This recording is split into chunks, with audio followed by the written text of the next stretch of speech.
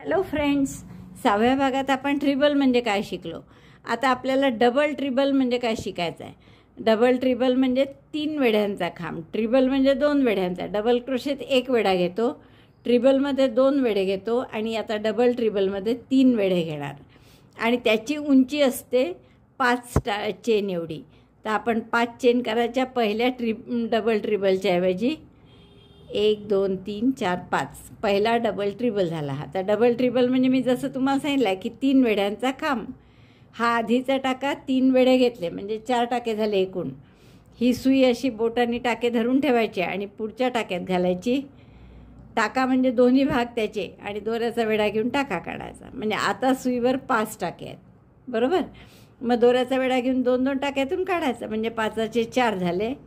परत दोऱ्याचा वेढा घेऊन 2 टाक्यातून काढलं, 4चे 3 झाले. दोऱ्याचा वेढा घेऊन 2 टाक्यातून, 3चे 2 झाले आणि दोऱ्याचा वेढा घेऊन याही 2 टाक्यातून. म्हणजे हा झाला डबल ट्रिबल. परत एकदा पहा, 3 वेढे घ्यायचे सुईवर दोऱ्याचे, मग तो पुढच्या टाक्यात घालायचा, दोऱ्याचा वेढा घेऊन बाहेर काढायचा.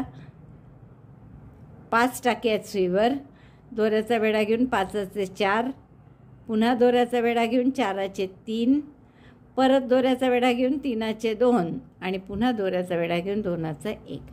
तर हा झाला डबल ट्रिबल. तर याची उंची 5 चेन एवढी असते डबल ट्रिबल म्हणजे. तर मला वाटतं तुम्हाला हेही सहज कळले असतील टाके वेगवेगळे. व्हिडिओ बघितल्याबद्दल धन्यवाद.